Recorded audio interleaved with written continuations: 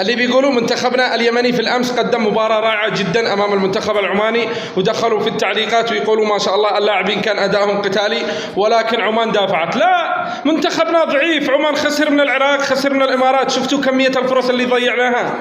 هدف من عادل عباس، وهدف من اللاعب فيصل، وهدف من الدقين البديل. وايضا لاحظوا الهدف كيف دخل علينا الهدف من ركنيه واللاعبين خلصوها، وبعدين رجعت، وبعدين دخلت على طول علينا هدف، لا من الحارس ولا من المدافعين. 40 مليون يمني ما بشيهم 100 موهبه ولا؟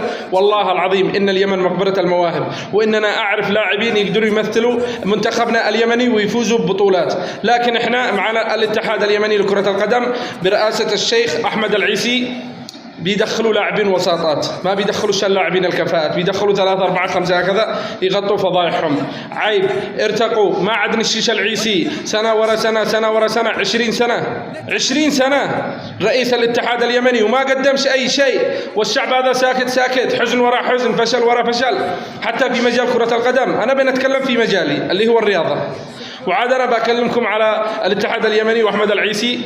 لا، ما خلوا المعلق اليمني هيمن عبد الله في الدكه الاحتياطيه مثل وضح انور في فيديو ثاني. انشروا المقطع وتابعوا معلقكم اليمني هيمن عبد الله، وتحياتي لكم.